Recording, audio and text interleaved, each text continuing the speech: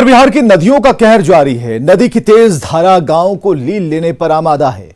तटबंधों पर दबाव बढ़ने से किनारों पर कटाव तेज होता जा रहा है। मजबूरी में गांव वाले अपने ही आशियाने पर हथौड़ा चला रहे हैं।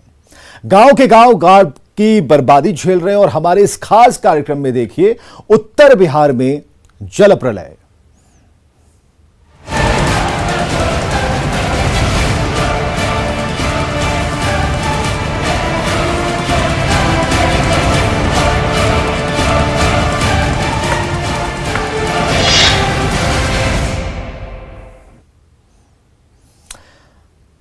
तो इस वक्त जो तस्वीरें हमारे पीछे इस वक्त देख पा रहे हैं और जो ये टूटी हुई सड़क है, ये बता रही है कि आखिर आलम क्या है। पलायन करने की अनगिनत तस्वीरें आपने देखी होंगी, लेकिन अपने आशियानों को अगर खुद तोड़ना पड़े तो समझ लीजिए जान पर बनाई है। बारिश के कारण नदियों का जलस्तर बढ़ रहा है, तटबंधों पर दबाव है, तेज धार लोगों को सता रही है। लोग नदी की तेज धार से बचने की कोशिश कर रहे हैं। पूरा उत्तर बिहार जल प्रलय की चपेट में है और हालात का जायजा लेने के लिए मुख्यमंत्री नीतीश कुमार ने बाढ़ प्रभावित जिलों का हवाई सर्वेक्षण किया है।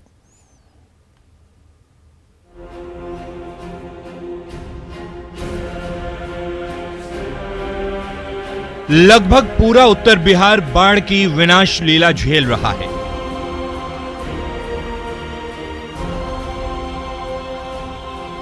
शहर शहर बाढ़ का कहर है।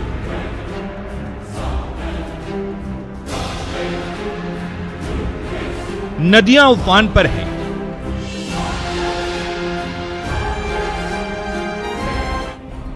कई तटबंध टूटने की कागार पर हैं। नदियों की विनाश लीला जारी है। नदियों के जलस्तर में बढ़ोतरी हो रही है।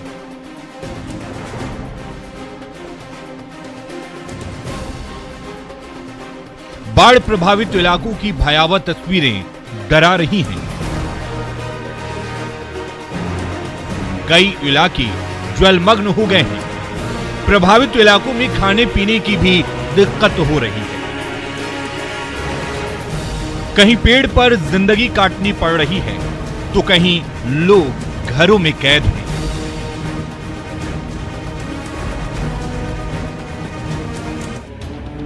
सरकार और प्रशासन लगातार बाढ़ राहत की कोशिशों में जुटे हैं। सीएम नीतीश कुमार ने बाढ़ प्रभावित इलाकों का हवाई सर्वेक्षण किया। बाढ़ से हुए नुकसान का जायजा लेने के लिए मुख्यमंत्री ने 2 चरणों में हवाई सर्वेक्षण किया। पहले चरण में भागलपुर, बेगूसराय, खगड़िया, मधेपुरा का हवाई सर्वेक्षण किया, जबकि दूसरे चरण में पटना, नालंदा और नवादा के बाढ़ प्रभावित इलाकों का सर्वेक्षण किया। बाढ़ का पानी दरभंगा के गांवों के बाद अब शहर में घुसने लगा है।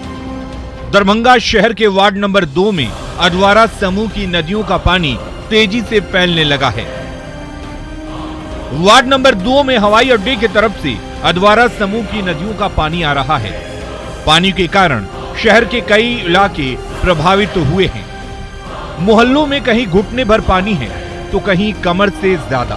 प्रमुख सड़कों पर भी पानी जमा हो गया है। पानी के कारण ज्यादातर लोग घर में कैद होकर रह गए हैं। लोगों की परेशानी लगातार बढ़ती जा रही है। आने जाने में लोगों को खासी दिक्कत हो रही है। खाने पीने की चीजों की भी किल्लत हो रही है। पानी भर जाने के कारण शहर के स्ट्रीट लाइट खराब हो गए हैं। ऐसे में रात को अंधेरे के कारण ज्यादा परेशानी हो रही है। वार्ड नंबर 2 में हम लोग पानी से बहुत परेशान हैं। बाढ़ का यहाँ हम लोग बहुत पीड़ित हो रहे हैं। आज 7-6 रोज से बहुत परेशानी में झेल रहे हैं हम लोग। कहाँ और ये पानी ऐसे करते हुए सुंदरपुर 2 वार्ड से होते हुए 1 वार्ड में जाएगा। 1 वार्ड से 4 वार्ड ऐसे करके घूमते हुए पानी न जाता है। ये वार्ड नंबर 2 है, ठीक है। यहाँ जो है सो अधवारा समूह का नदी है, हवाई अड्डा के पास, उसी से पानी आता है और ये जो है तो पूरे मोहल्ला में तबाही मचाता है। शहर के एकमी के शमशान घाट में बागमती नदी का पानी प्रवेश कर गया है। इस कारण शवों का अंतिम संस्कार करने में काफी परेशानी हो रही है। शवदाह के लिए सूखी जगह की कमी हो गई है। ऐसे में लोग सड़क किनारे ही अंतिम संस्कार कर रहे हैं। ये तस्वीरें दरभंगा समस्तीपुर मुख्य मार्ग की हैं। सड़क किनारे अंतिम संस्कार के लिए लोगों के इकट्ठा होने से दुर्घटना की आशंका भी बढ़ गई है। लोगों के लिए मुश्किल ये है कि बाढ़ के पानी के बीच शवों को जलाया कहां जाए। स्थानीय लोगों का आरोप है कि नगर निगम की लापरवाही के कारण शहर में शवदाह की दिक्कत हो रही है। आज से क्या, हमारा बाबा दादा गुजर गया, ये एक ही घाट का जो स्मशान घाट है, पूरे लहरिया सराय, बेता, हॉस्पिटल, रामगंज, ये सब टोटल का लाश संस्कार यही होता है। देश प्रदेश का भी जो ट्रीटमेंट के लिए यहाँ हॉस्पिटल में एडमिट होते हैं वो भी यहीं जलते हैं। यहाँ हमारे चारों तरफ से बाढ़ से, हर साल बाढ़ से हमारा स्मशान घाट डूबा रहता है। इसके लिए गवर्नमेंट आज तक कुछ नहीं किया। आज मजबूरी मैं रोड का फ्रंट साइड में मैं संस्कार करता हूँ। लाश जलाने आते हैं, हो सकता है कि कोई यहाँ पर हादसा भी हो जाए, इसलिए कि गाड़ी घोड़ा बहुत चलती है, बगल में जगह नहीं है, स्मशान घाट में कोई सुविधा उपलब्ध नहीं है। ऊंचा जगह यहाँ पर बना करके इसमें सारा व्यवस्था कर दिया जाए, सांसद करे या जिस कोटा से करे।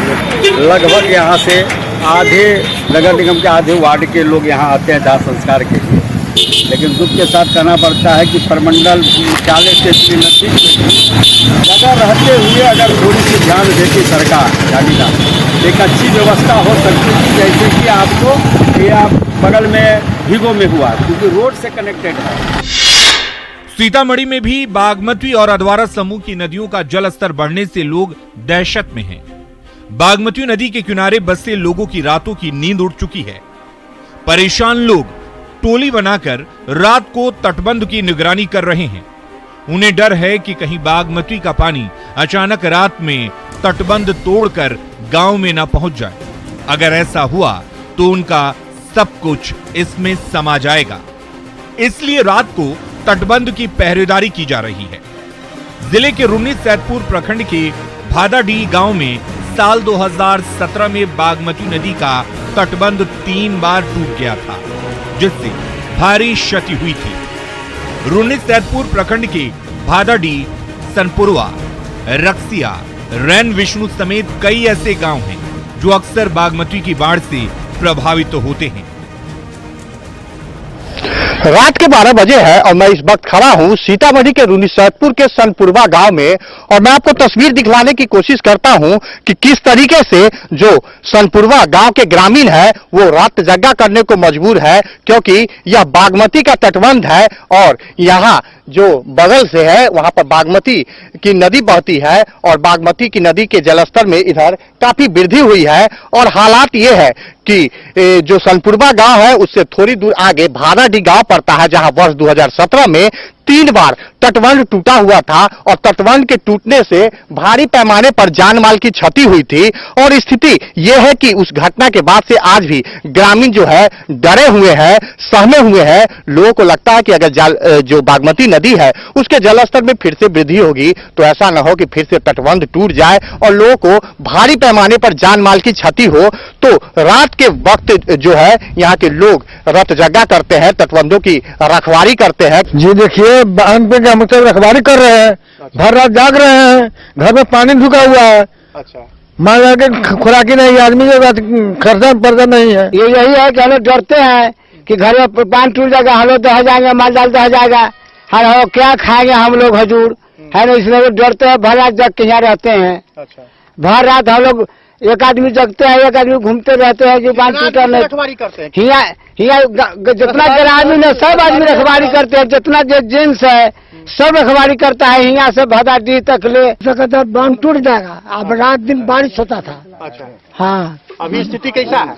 अभी स्थिति रोज बारिश होता है, रोज बारिश होता है। रोज बारिश होता है। आप लोगों को डर लगता है? हाँ, डर लगता है। घर में ही पानी है? हाँ, घर में पानी देख लीजिए इधर पूर्ण पानी। कोई हेल्प मिला, सहायता मिला सरकार? कुछ नहीं। तो आपने देखा ये जो ग्रामीण है वो रात जगा करने को मजबूर है, क्योंकि इनको जो तटबंध की मजबूती पर भरोसा नहीं है। क्योंकि भादाडीह में तटबंध टूटने से 3 बार जो तटबंध टूटा था उससे भारी पैमाने पर जान माल की क्षति हुई थी और लोगों को उस जो हादसा हुआ था उस हादसे का दर्द आज भी इनके चेहरे पर है और इनके चेहरे पर वो दहशत साफ देखा जा सकता है। अररिया में भी बाढ़ ने लोगों को बेबस बना दिया है। नदी का रौद्र रूप देखकर लोग मजबूरी में अपने ही आशियाने पर हथौड़ा चला रहे हैं। जिंदगी भर की कमाई से बनाए अपने ही घर से एक एक ईंट निकाल रहे हैं ताकि जो कुछ बच सकता है उसे बचा लिया जाए। कई परिवार यहां से ऊंची जगह पर पलायन कर रहे हैं। यहां बनी पीसीसी सड़क नदी में समा चुकी है और ये खतरा का घंटी है। सब यहाँ गरीब वर्ग के लोग रहते हैं। जमीन इतना महंगा मिलता है। रोड भी जाकर के हाल ही में बना, बिजली का खूंटा लगा, सब लगा। और आगे अगर कटाव अगर रोकथाम नहीं होगा तो ये धार है, ये धार में अगर जाकर के करंट बहुत ज़्यादा रहता है तो ये फोड़ मार सकता है और इधर आगे भी नुकसान कर सकता है। नदी की गहराई बढ़ गई है, इस कारण हादसे का खतरा बढ़ गया है। परमान नदी का पानी लगातार ऊपर चढ़ रहा है। तटबंधों पर दबाव बढ़ता जा रहा है। जिला मुख्यालय से महज कुछ ही दूरी पर परमान नदी से तेज कटाव हो रहा है।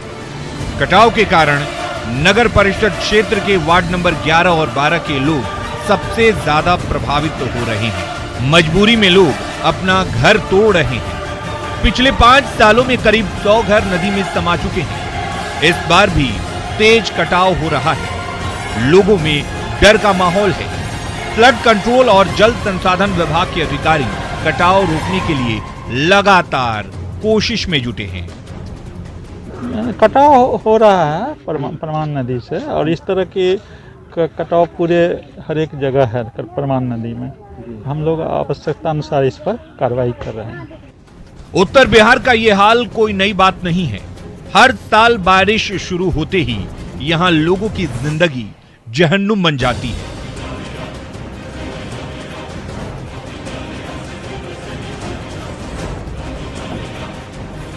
नदियां प्रलय लेकर आती हैं और सब कुछ अपने साथ ले जाती हैं। इस बार भी उत्तर बिहार के कई जिलों में बाढ़ ने तबाही मचा रखी है। न्यूज 18 के लिए दरभंगा से विपिन कुमार, सीतामढ़ी से राकेश कुमार और अररिया से सतीश कुमार की रिपोर्ट।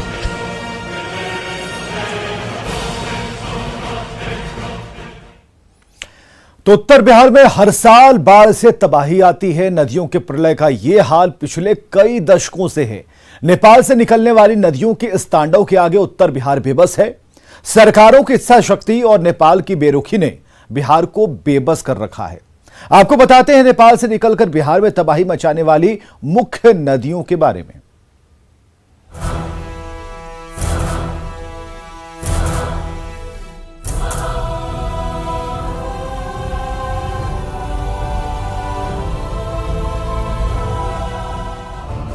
नेपाल से निकलकर बिहार में प्रवेश करने वाली नदियां हर साल उत्तर बिहार में प्रलय लाती हैं।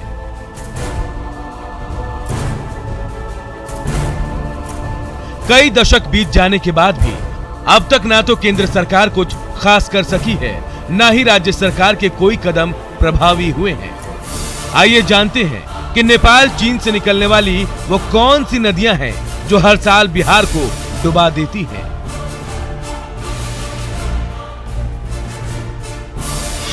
कोसी नदी। कोसी तिब्बत नेपाल के हिमालय से निकलती है। ये नेपाल के हनुमान नगर के रास्ते बिहार के पूर्णिया से होते हुए कटिहार के कुर्सेला में गंगा से मिल जाती है। इसे बिहार का शोक भी कहते हैं क्योंकि हर साल सबसे ज्यादा तबाही यही लेकर आती है।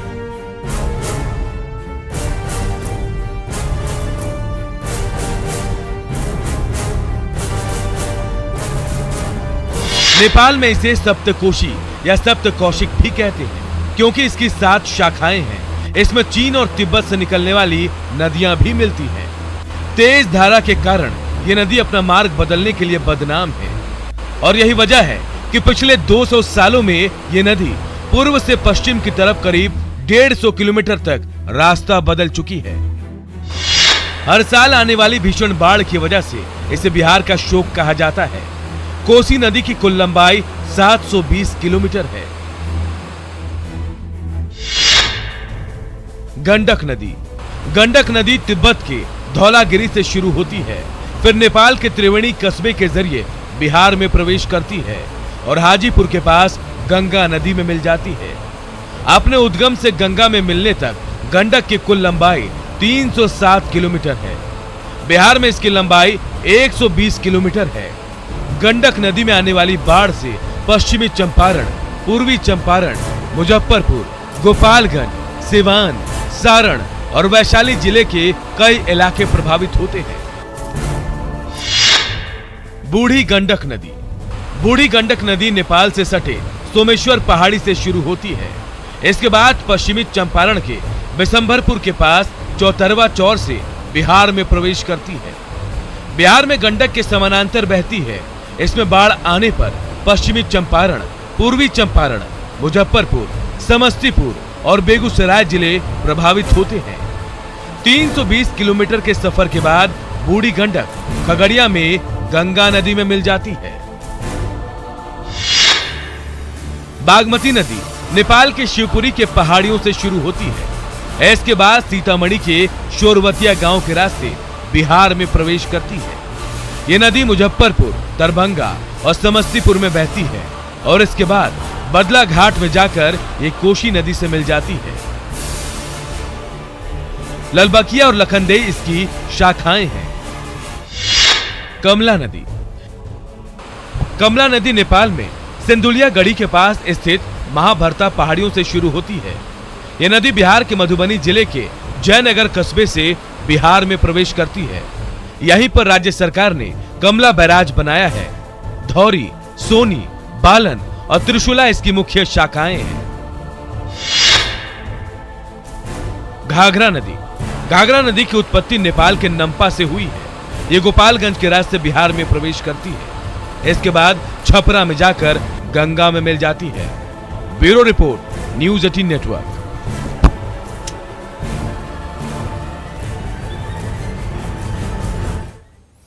तो उसके बाद की क्या है बूढ़ी गंडक नदी की भौगोलिक स्थिति और कैसे नेपाल की सोमेश्वर पहाड़ी से निकलने वाली धारा बिहार में सिकरहना कहलाती है और नेपाल से आने वाली कई जलधाराओं से मिलकर बिहार में प्रलयकारी बूढ़ी गंडक बन जाती है। रिपोर्ट देखिए। बूढ़ी गंडक नदी एक पुरानी जलधारा है।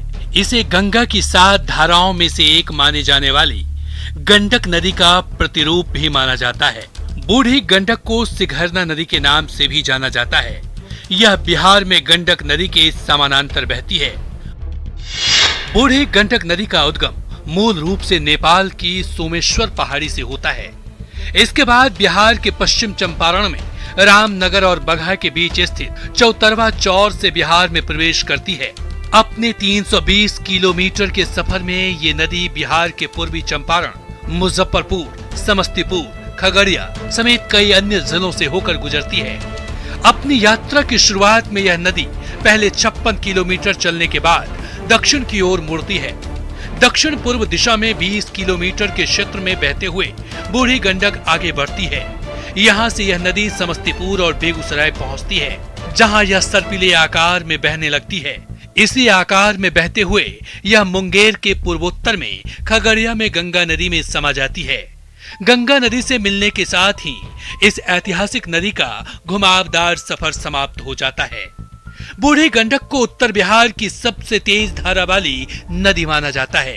यह गंगा की एक सहायक नदी है और इसे उत्तर बिहार की सबसे लंबी नदी के रूप में भी जाना जाता है। रामनगर में सोमेश्वर की श्रेणियों से निकलने के बाद यह नदी सिकरहना के नाम से जानी जाती है, लेकिन अपने मार्ग में तिऊर नदी से मिलने के बाद इसे बूढ़ी गंडक नदी कहा जाने लगता है। इसके बाद यह नदी मुजफ्फरपुर और दरभंगा जिले में प्रवेश करती है। बूढ़ी गंडक नदी की लंबाई 320 किलोमीटर और जलागम क्षेत्र 12,021 वर्ग किलोमीटर है। इसमें 9,601 वर्ग किलोमीटर एरिया बिहार में और बाकी एरिया नेपाल में आता है। बूढ़ी गंडक नदी उत्तरी बिहार के मैदान को 2 भागों में बांटती है। इसकी धारा का बहाव उत्तर पश्चिम से दक्षिण पश्चिम दिशा की ओर है।